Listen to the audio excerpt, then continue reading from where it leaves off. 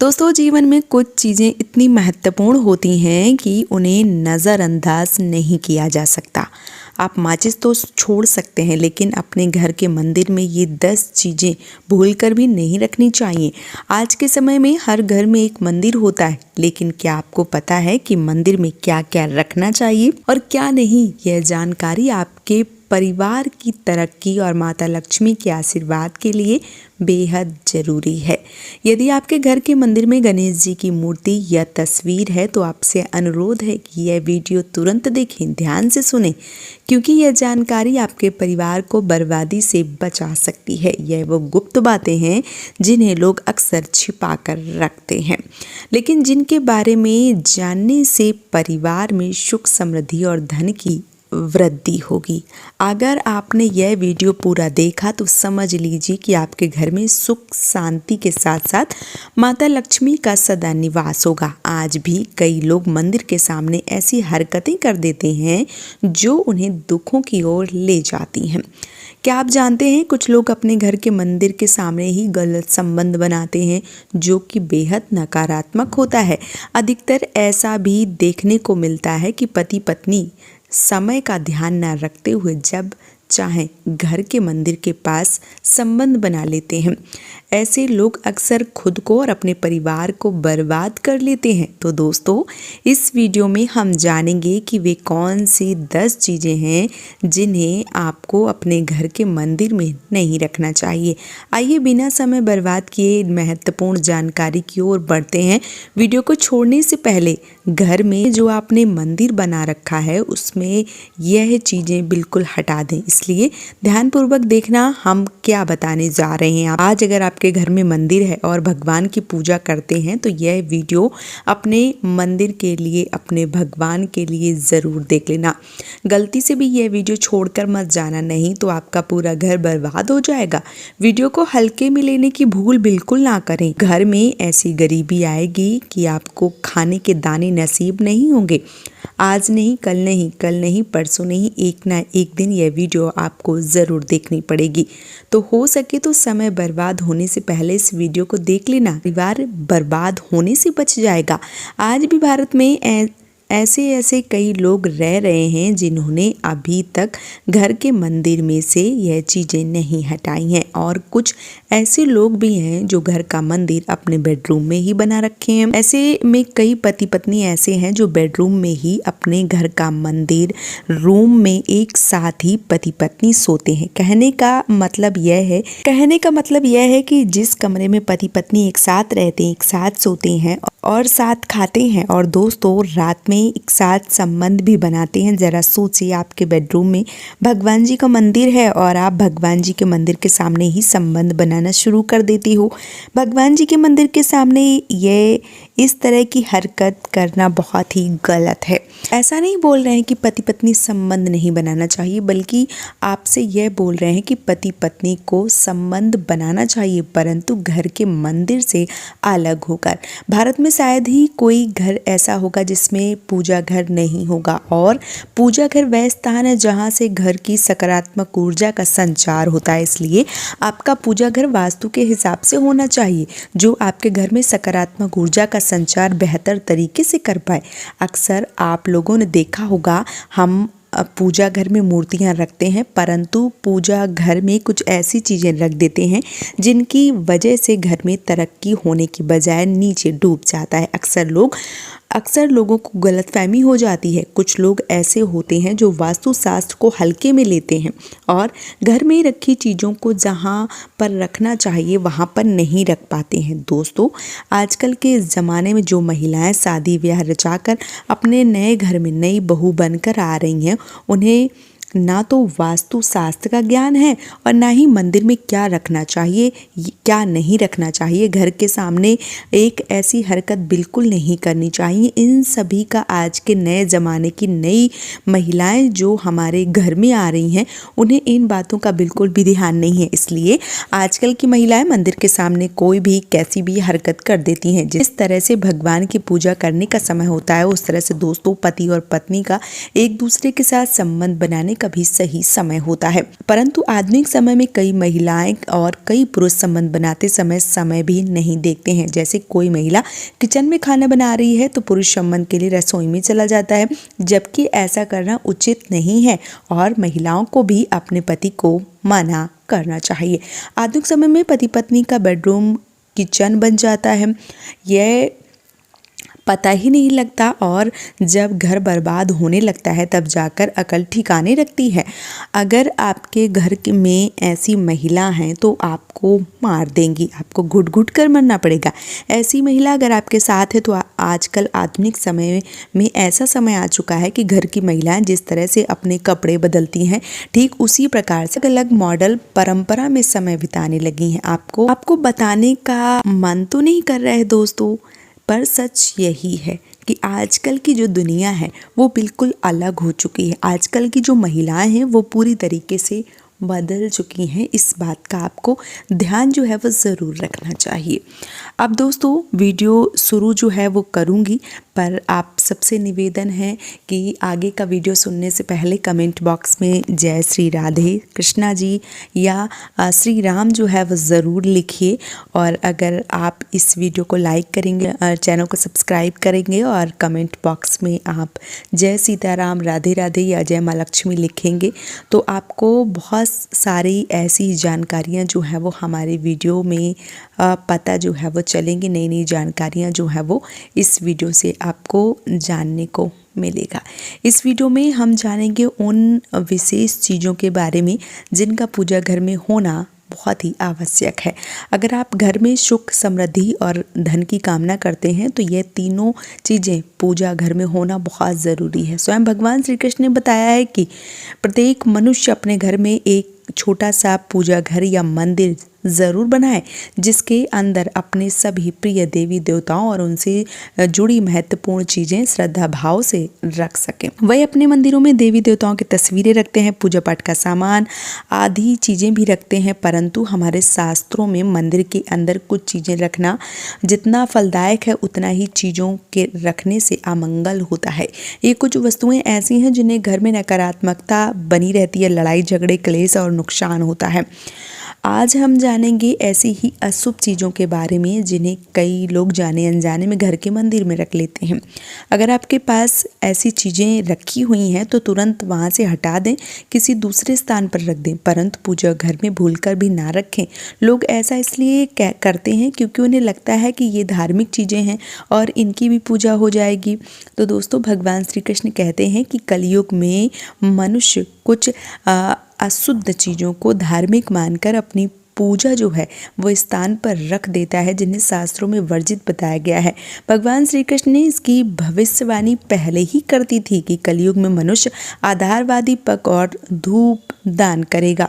दोस्तों भारत की परंपरा मिट्टी से जुड़ी हुई है, इसलिए मंदिर में पारंपरिक मिट्टी का दीपक ज़रूर होना चाहिए। अगर आप मिट्टी का दीपक नहीं रख सकते हैं तो धातु का दीपक का प्रयोग करें। अगर भगवान में आपकी आस्था ज़्यादा है तो आप उपला रख सकते हैं। उपला रखकर गुड़ और घी का धूप बना सकते हैं। ऐसा करने से घर में सुख समृद्धि आती है। दूसरी चीज़ है स्वास्तिक। घर के मंदिर में यह होना बहुत ही ज़रूरी है। आप इसे रोली से बना लें क्योंकि स्वास्तिक आपके घर की शक्ति, सौभाग्य, समृद्धि और शुभता का प्रतीक समझा गया है। यही मुख्य कारण है कोई भी शुभ कार्य करने से पहले स्वास्तिक का चिन्ह जो है वो ज़रूर बनाया जाता है। तीसरी चीज़ है कलश। भगवान श्री कृष्ण कहते हैं कि कलश सुख समृद्धि का प्रतीक है। अपने मंदिर में रोली कुमकुम से स्वास्तिक बनाकर उस पर मंगल कलश जरूर रखें। ऐसा करने से घर में सदैव समृद्धि बनी रहती और ऐश्वर्य की प्राप्ति होती है। चौथी चीज़ है शंख। बहुत कम लोग जानते हैं कि शंख की उत्पत्ति समुद्र मंथन के 14 रत्नों में से हुई थी। इसी कारण से शंख महालक्ष्मी का अत्यंत प्रिय है। शंख की ध्वनि से सकारात्मक ऊर्जा का संचार होता है, इसलिए मंदिर में शंख जरूर होना चाहिए। शंख के घर में उपस्थित होने से महालक्ष्मी प्रसन्न होती हैं और घर में कभी भी धन की कमी महसूस नहीं होती है। पांचवी चीज है घंटी। मंदिर में घंटी जरूर होनी चाहिए क्योंकि घंटी को शुभ समझा जाता है। इसलिए जब घर के मंदिर में घंटी की आवाज़ होती है तो वहाँ का वातावरण शुद्ध और पवित्र हो जाता है। जिस घर में पूजा के दौरान घंटी बजाई जाती है उस घर के आसपास सभी नकारात्मक शक्तियाँ दूर हो जाती हैं और सुख समृद्धि के द्वार खुलने लग जाते हैं। तो ये वे वस्तुएं हैं जिन्हें घर के मंदिर में ज़रूर रखना चाहिए। आइए अब जान लेते हैं कि घर के मंदिर में कभी भी कौन सी चीज़ नहीं रखनी चाहिए। सबसे पहली बात करते हैं गणेश जी की विषम संख्या में मूर्ति। घर में कभी भी गणेश जी की भी मूर्ति 3 अथवा 5 ऐसी विषम संख्या में नहीं रखनी चाहिए। ये आपके घर में बर्बादी ला सकते हैं। अपने मंदिर में गणेश जी की केवल 2 मूर्तियां रखें जिसे शुभ समझा जाता है। अगर अपने मंगल की कामना करते हैं तो गणेश जी की मूर्ति मुख्य द्वार अंदर की तरफ मुख करके लगा दें। कई लोग ये गलती करते हैं कि मुख्य द्वार पर गणेश जी की मूर्ति बाहर की तरफ मुख करके लगा देते हैं जिनसे उन्हें परेशानी का सामना करना पड़ सकता है। आप चाहें तो मुख्य द्वार के दोनों ओर गणेश जी की मूर्ति लगा दें। ये नकारात्मक ऊर्जा पहले ही अपने ऊपर ले लेते हैं।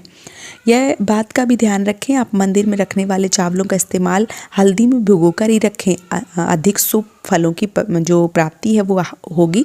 तीसरी चीज़ है पूर्वजों की तस्वीर। अगर आपके घर के मंदिर में अपने पूर्वजों की तस्वीर रखी हुई है तो उसे तुरंत हटा दें, क्योंकि वास्तुशास्त्र में पूजा घर में मृत परिजनों की तस्वीर लगाना अशुभ समझा जाता है।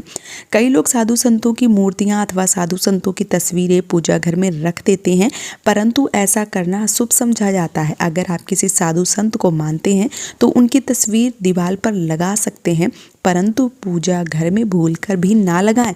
भैरव जी और शनिदेव की मूर्तियां घर के मंदिर में भैरव जी और शनिदेव अथवा काली माता की मूर्ति नहीं लगानी चाहिए। इसी के साथ माता लक्ष्मी की खड़ी मूर्ति भी पूजा में नहीं रखनी चाहिए। माता लक्ष्मी सदैव बैठी हुई मुद्रा में होनी चाहिए। इस तरह से हमें पूजा घर में इन मूर्तियों को नहीं रखना चाहिए।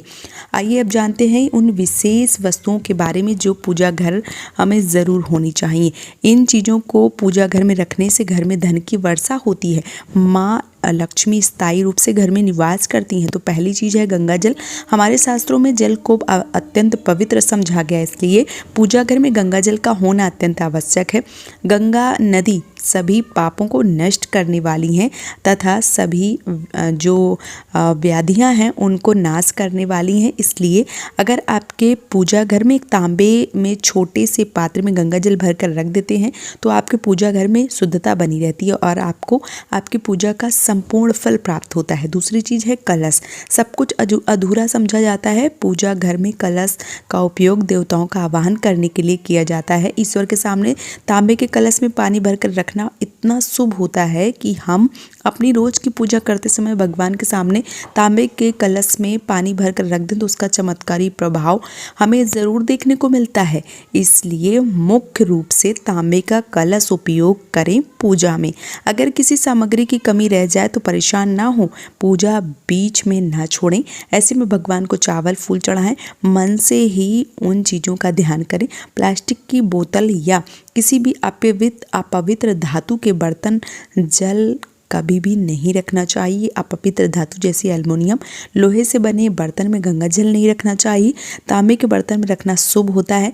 केतकी का फूल शिवलिंग पर अर्पित नहीं करना चाहिए। किसी भी पूजा में मनोकामना की सफलता के लिए दक्षिणा जरूर चढ़ानी चाहिए।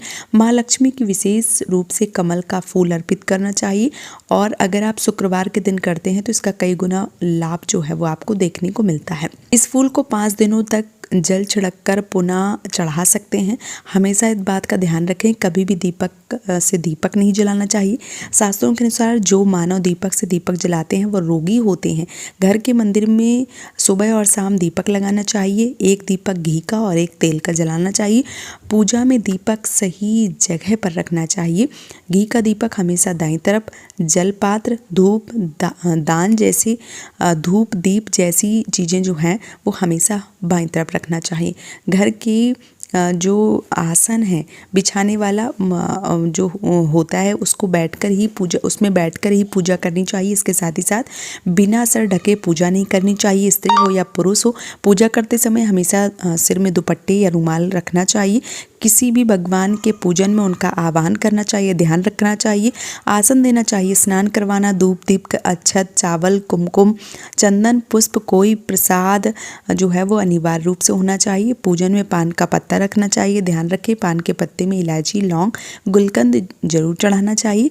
दोस्तों, देवी देवताओं को हार, फूल, पत्तियां आदि अर्पित करने से पहले एक बार साफ पानी से धो लेना चाहिए। सभी तरह की पूजा में चावल विशेष रूप से चढ़ाए जाते हैं। एकादशी व्रत को छोड़कर बाकी समय चावल जरूर चढ़ाने चाहिए। पूजन के लिए ऐसे चावल का उपयोग करें जो पूरी तरीके से खड़े हों, यानी कि टूटे हुए चावल नहीं चढ़ाने चाहिए। चावल चढ़ाने से पहले इन्हें हल्दी से पीला कर लें, यह बहुत ही ज़्यादा शुभ समझा जाता है। इसके लिए थोड़े से पानी में हल्दी घोलकर उसके घोल में चावल को डुबोकर पीला किया जा सकता है। पूजन करते समय इस बात का विशेष ध्यान रखें कि पूजा के बीच में दीपक नहीं बुझना चाहिए। ऐसा होने पर पूजा का पूर्ण फल प्राप्त नहीं होता है। भगवान विष्णु को प्रसाद में पीले रंग के रेशमी वस्त्र चढ़ाना चाहिए। सूर्यदेव को और गणेश जी को पसंद के लिए लाल रंग का जो वस्त्र है वो अर्पित करना चाहिए। भगवान शिव को पसंद के लिए सफ़ेद वस्त्र अर्पित करना चाहिए। किसी भी पूजन में कुल देवी देवता, घर के वास्तु देवता, ग्राम देवता आदि का इधर उधर खिसकाना नहीं चाहिए। आसन को हाथों से ही खिसकाना चाहिए। यदि आप प्रतिदिन एक दीपक भी घर में जलाएंगे तो घर में वास्तु दोष दूर हो जाएगा। सूर्य भगवान, गणेश, दुर्गा माता, शिव भगवान, विष्णु भगवान, ये पंचदेव कहलाते हैं। इनकी पूजा सभी कार्यों में अनिवार्य रूप से की जानी चाहिए। प्रतिदिन पूजन करते समय इन 5 देव का ध्यान करना चाहिए। इससे लक्ष्मी कृपा, समृद्धि बनी रहती है। तुलसी के पत्तों को अर्पित किया जाना चाहिए। अगर आप यह शुक्रवार के दिन करते हैं तो इसका कई गुना लाभ मिलता है। इस फूल को 5 दिनों तक जल छिड़क कर पुनः से आप चढ़ा सकते हैं। हमेशा इस बात का ध्यान रखें, कभी भी दीपक से दीपक ना जलाएं। शास्त्रों के अनुसार मानव दीपक से दीपक जलाते हैं वह रोगी होते हैं। घर के मंदिर में सुबह शाम दीपक लगाएं, एक घी का और एक तेल का। पूजा में दीपक सही जगह पर रखना चाहिए। घी का दीपक दाईं ओर और तेल का दीपक हमेशा बाईं तरफ रखना चाहिए। जलपात्र, धूप, दीप, दान जैसी चीज़ों हमेशा बाईं तरफ रखना चाहिए।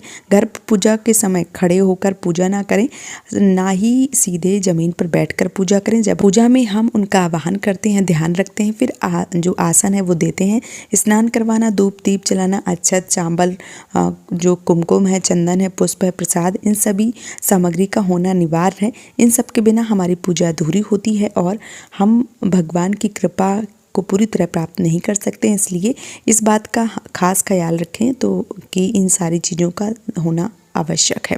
तो दोस्तों, यह वीडियो आपको कैसा लगा है हमें कमेंट बॉक्स में अपने विचार ज़रूर बताइए और हमारे चैनल को सब्सक्राइब कीजिए ताकि हम आपको ऐसे ही ज्ञान भरी जानकारी जो है वो देते रहें। आज का वीडियो यहीं पे समाप्त कर रही हूँ दोस्तों। कमेंट बॉक्स में जय श्री राधे ज़रूर लिखिए। राधे राधे दोस्तों। इस वीडियो में आखिरी तक रहने के लिए आप सभी का तहे दिल से आभार।